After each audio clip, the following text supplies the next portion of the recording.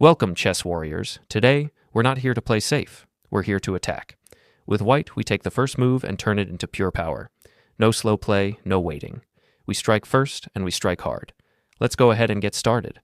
I'm talking about the Scotch Gambit here. In this opening, you immediately attack the pawn in the center of the board. You're also preparing to advance your pawn forward to chase away the opponent's knight. Because of this, your opponent will almost always capture the pawn on d4, expecting you to recapture it. But here comes the first surprise. Instead of taking back right away, you play bishop to c4. This move focuses on quick development and immediate pressure. You can always recapture that pawn later, but for now, your goal is to bring your pieces into active positions fast and start attacking. In this position, your opponent will usually develop their knight or bishop, and the most common move is knight to f6.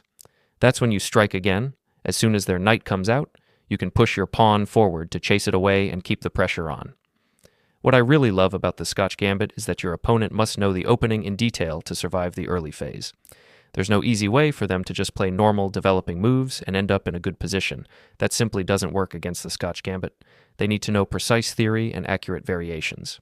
For example, in this position, the only good move for black that truly keeps them in the game is the unexpected counterattack with pawn to d5. However, most beginner or intermediate players are not even aware of this idea. And even if they are, it's still very tricky to handle correctly. Let's now look at what most beginners would naturally play. The knight needs to move somewhere, of course, but bringing it back to g8 would be far too passive. If they move the knight to e4, it becomes very vulnerable because your pawn controls many of its escape squares. Later, you can easily attack that knight with your bishop or your rook along the e-file. So, that move is also not ideal for black. Moving the knight to g4 is another common idea, but as we'll see, that doesn't solve their problems either. That's the move most players go for, knight to g4, because they hope to create a double attack on your pawn at e5. They think this will give them enough time to finish developing their pieces. But here comes another unpleasant surprise. If you're facing a very strong opponent, you could simply castle kingside and prepare your attack slowly.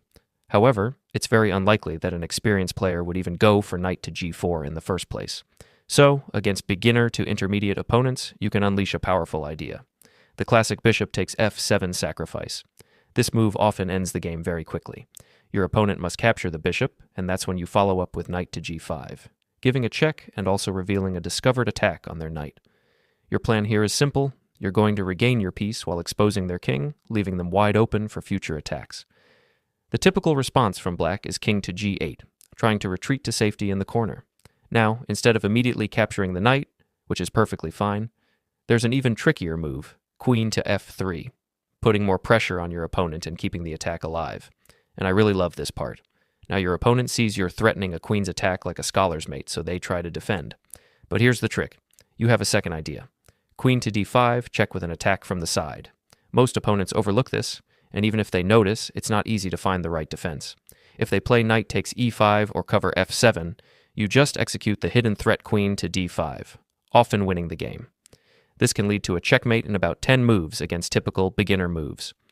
The second most common move by black is developing the bishop to protect their extra central pawn, but you can simply attack it again and eventually capture it if they do nothing special. Now you can launch an attack on their bishop, and if they respond with another natural move, you can simply capture the pawn on c3. This is already a significant mistake for black because it weakens their position and accelerates your attacking chances. Think about it. Even though black appears to be playing logical, developing moves, after bishop takes f7 check, their position quickly begins to collapse and they are already on the defensive. This tactic works so effectively because the f7 square is one of the weakest points in black's camp. Once the king captures the bishop, you can immediately follow up with queen to d5, creating a double attack on both the king and the bishop. The concept here is similar to the previous variation we discussed. You temporarily sacrifice or exchange material to recover your piece while simultaneously exposing the enemy king, setting up multiple attacking threats that are very difficult to defend against. When the king retreats, you might be tempted to capture the bishop right away. While that is a valid move, it is often stronger to first play an in-between check with queen to h5. This forces black to respond, usually by pushing the g-pawn, which creates additional weaknesses around the king. Only then do you finally capture the bishop, which not only regains your material but also opens up a long diagonal, giving your pieces even more scope and control over the board. From this position, your attack becomes extremely dangerous. The king is exposed, your queen and bishop are actively positioned, and you have multiple ways to continue your assault. This setup demonstrates the power of tactical awareness, piece activity, and exploiting weak squares, all hallmarks of the Scotch Gambit and its aggressive attacking style. For example, the pawn on c3 is currently under attack, and you'll likely capture it with your knight. If black captures your pawn on b2, you can simply recapture, immediately threatening their rook. It's even better because their pawn on g6 is not on g7, leaving the diagonal open for your attack. Taking the pawn on b2 actually helps white develop the bishop, so it's usually better for black to try other moves to complete development. But even then, it doesn't solve their main problem. Their king is exposed in the center.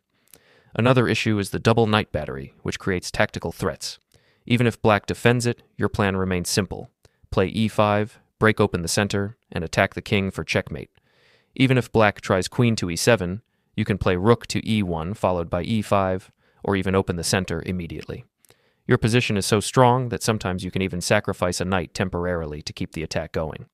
Then you bring the rook to e1, and on the next move, because everything is overextended and pinned in every direction, you can capture the knight, start attacking the king and the queen, and likely win the game within a few moves. The third most common move by black here is pawn to h6. This makes some sense because you have just developed your bishop to c4, aiming at the pawn on f7, and they may fear ideas like knight to g5, similar to the fried liver attack. By playing pawn to h6, they control that square. However, this move has a major drawback. It wastes time and does not develop their pieces. This gives you the perfect opportunity to speed up your attack and overwhelm them. My favorite way to handle this is to play pawn to c3, offering it for capture. You don't even need to recapture. Instead, you can castle kingside, creating a setup similar to the Danish Gambit, but even stronger, because black wasted time with the useless h6 move. If they do nothing, you recapture the pawn later. If they take, you end up with two powerful bishops and a huge lead in development, ready to launch a crushing attack. And if they try to bring the knight out, it usually fails because of pawn to a5. You can keep attacking the knight and chase it around the board. If instead they play pawn to d6 to control that square, your lead in development gives you the advantage. All you need to do is break open the center and attack the king. For example, you can play rook to e1 and then push your central pawn. Your opponent might try different defensive moves, but the overall plan is the same. Get a lead in development, open the center, and attack the king. You can often open the e-file and create a battery with queen to b3 against the king, or even target a knight along the diagonal. Rook to e1 also supports attacking along the e-file. If black tries to pin your knight to slow your attack, you can ignore it and continue pushing in the center. Even if they take, hoping to save themselves, it doesn't work.